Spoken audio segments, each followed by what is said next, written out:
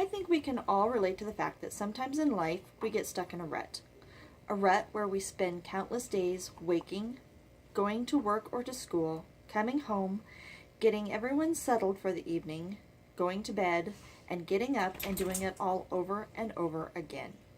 Tonight, though, I would like to share some statistics on how the average American spends their time, as well as a personal experience that ripped me out of the rut of life in hopes of inspiring you to live life to its fullest. On a recent TEDx talk given by motivational speaker Mel Robbins, she shares an astounding fact. The chance of you being born on the exact day to the exact person with the exact DNA you have is 1 in 400 trillion, based on scientific studies. This astounding number essentially makes it impossible for you to be here, and yet here you are. This tells me that life is pretty precious, wouldn't you say? And yet, according to my audience analysis questions, just about all of you indicate that you are not living the life you find fulfilling. All but one of you indicated that you are not spending as much time with your families as you would like. All of you indicated you are not doing enough to take care of yourself or living a life of adventure. And you are not alone. This is how most Americans feel. So why are we spending our lives, what essentially took a 1 in 400 trillionth of a chance for us to be here, like we have all the time in the world? According to the website Utribute, almost all common headstone inscriptions include some phrasing referring back to memories, and none of them go on to share memories of how many hours at work a person spent, how clean a person's house was, or how much money that person made. And yet, according to money.cnn.com, Americans work on average 47.5 hours per week, or roughly 34 hours more per week than the next largest economic countries. Conversely, the Bureau of Labor Statistics shows that on average, Americans spend less than 39 minutes per day socializing with friends and family, and on average, only 2.1 hours per day taking care of their children. Imagine, we are spending what equates to nanoseconds of our life interacting with fellow beings, some of which we were instrumental in putting here on Earth, that had a 1 in 400 trillionth chance of being here. Like all of us, I can attest to the fact that I myself fell into the trap of life's rut. This is my husband, Rich. We were married for 22 wonderful years, in which we had 3 beautiful children and 2 beautiful grandchildren, whom he loved more than humanly possible.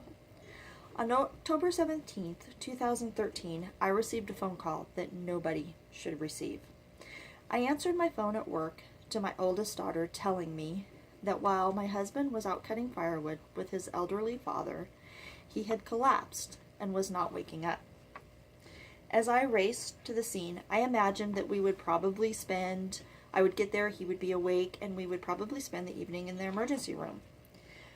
I never imagined, when I got to the scene where EMTs were performing CPR, that my elderly father-in-law would look at me in the eye with tears in his eyes and shake his head no. I had to tell my 3 children that their 46-year-old father, the man whom I had married at age 18, was dead of a massive heart attack. For anyone who has lost a loved one, you know the world does not stop turning in times of debilitating grief. I had 3 children to take care of. I had a job to return to and the business details of death to deal with. But all I wanted was for the world to stop turning for one brief moment so that I could grieve. I never thought once of not going on because I had 3 of the most precious gifts he could bestow on me to take care of, our children. 3 months later, a dear family friend entered back into my life to be a mentor to my girls. He became my text buddy, my confidant, my rock. Pretty quickly, we talked about the possibility of an us.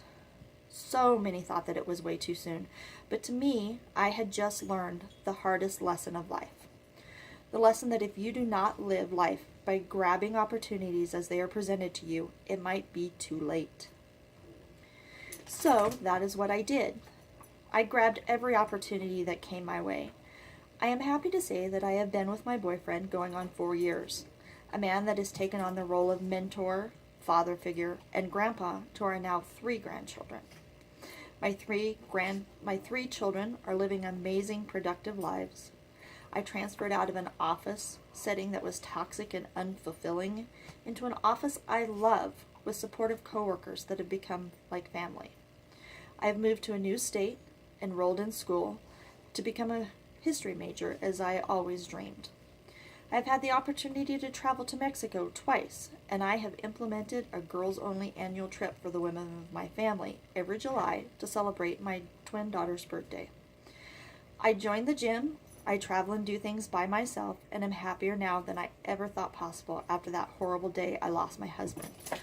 All because I was woken up by the hard lesson that life is precious. We have to take the time to take care of ourselves. We have to take the time to be with our friends and family. We have to take the time to make memories with our children, and we have to take the time to live a life of adventure. We do not have to load the dishes right now.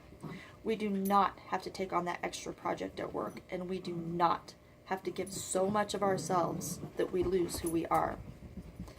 So tonight, I beg of you to go home and hug your cat. Ride on that dirt bike trail that you've always wanted to. Buy that fruit tree that you don't really need, and tell your parents what they mean to you. Bake that cake from your grandmother's recipe and chase those mermaid tails. Drink just one more cup of coffee. Share the poem you wrote to your loved ones about them. Hike that trail of your dreams and work towards that dream career. And lastly, throw that going away party to the child that is off to explore the world. Because while the chance of our very existence is 1 in 400 trillion, the chance of our death is a guaranteed 100%. Finally, I would like to end with a quote by Mark Twain, in which he said, "There isn't time, so brief is life, for bickering, apologies, heartburnings, callings to account. There is only time for loving, and but for an instant, so to speak, for that." Thank you.